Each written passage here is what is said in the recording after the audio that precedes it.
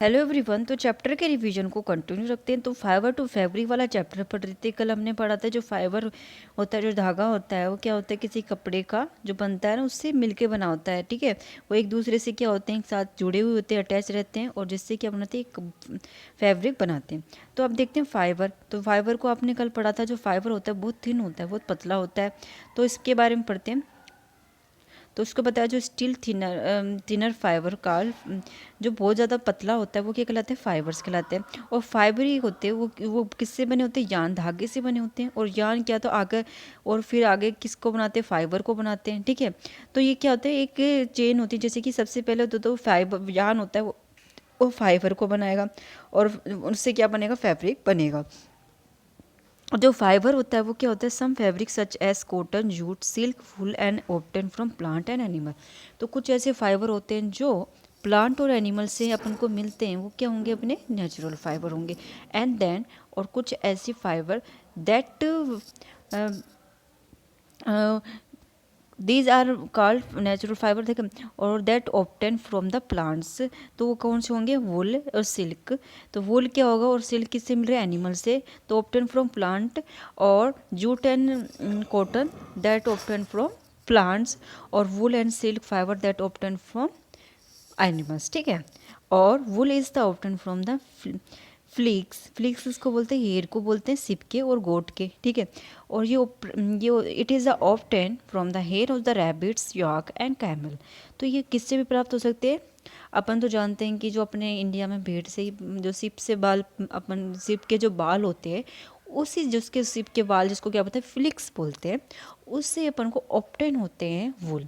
लेकिन other countries में जो ज़्यादा विंटर सीजन ज़्यादा रहता है, वहाँ पे ज़्यादा कोल्ड रहती है, तो वहाँ पर उस कैमल के या याक के और गोट के फ्लिक्स से भी अपन को वूल मिलता है। ठीक है, और सिल्क के जो फाइबर होते हैं वो कौन बनाएंगे, कोकून बनाएंगे, या सिल्क वर्म बोलते हैं जिसको।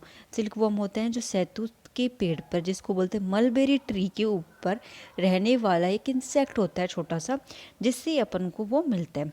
बोजो has seen in the museum item like the one so here there was one by worry. He want to know if there are made of some kinds of fibre.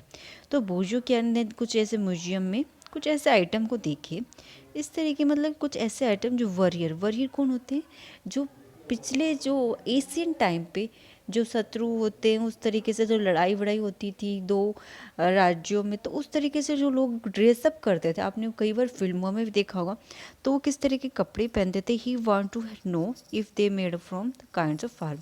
तो वो जानना चाहता था कि वो this are made of some kind of fabric, मतलब कि वो किस प्रकार के फैब्रिक से बने हुए हैं। तो यहाँ पे आपको बता रखिए which are not obtain from plant animals और this are the synthetic fiber. तो उसने बताया है कि ये कोई से भी नेचुरल फाइबर से ऑप्टेन नहीं हुए हैं, that are obtain from synthetic fibre, मतलब कि वो सिंथेटिक फाइबर से अपन को मिले। सिंथेटिक मतलब जो केमिकल फाइबर जो अपन बनाते हैं केमिकल के थ्रू लेबोरेटरी में, तो क्या होंगे, सिंथेटिक। और कुछ एग्जाम्पल सिंथेटिक फाइबर के जैसे हो गए पॉलीएस्टर, नायलॉन और एक्रिलाइट। ठीक है, और कुछ ऐसे प्लांट फैब्रिक देखते हैं, कॉटन। कॉटन तो आपको पता है, फील्ड ऑफ कॉटन प्लांट। जैसे आप कपास के जो खेतों को कई बार देखा होगा, रुई बनती है।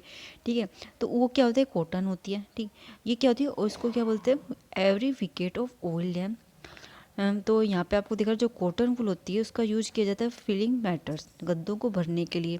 ठीक है, पिलो में भी डलती है अपनी। और कॉटन के वूल का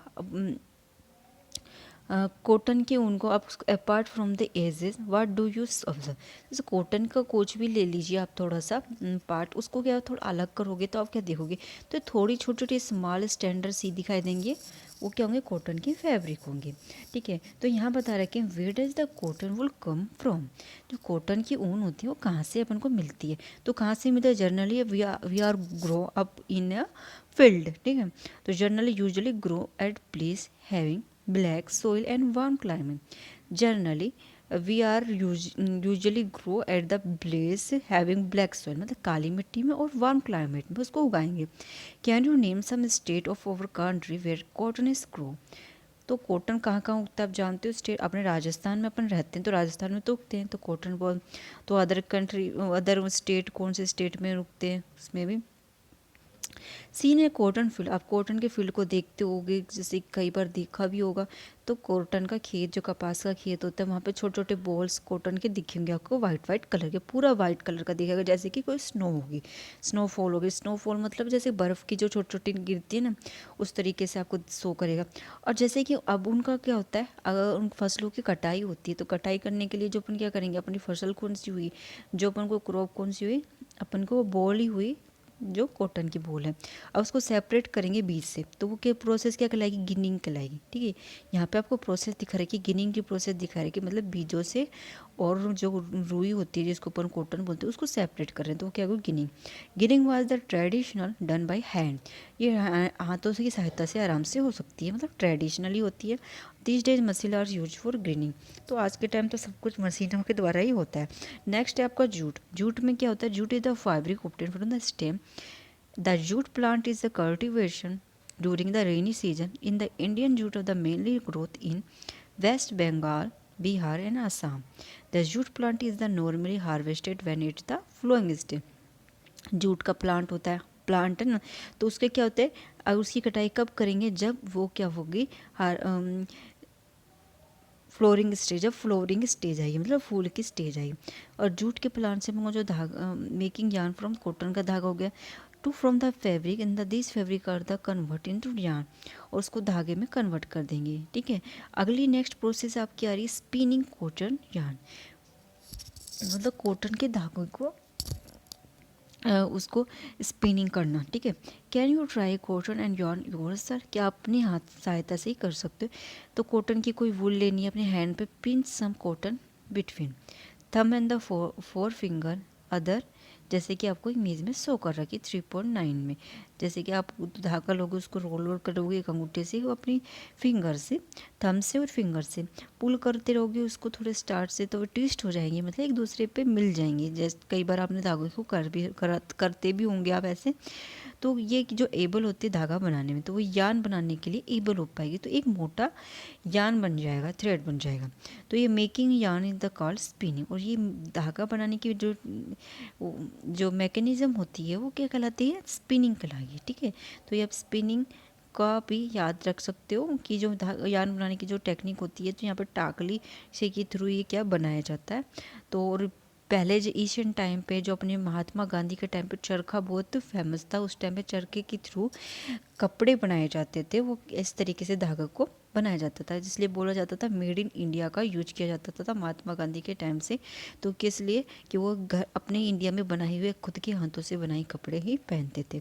तो आज के लिए सिर्फ इतना, जितना मैंने पढ़ा आपको रिवाइज करना है। Thank you.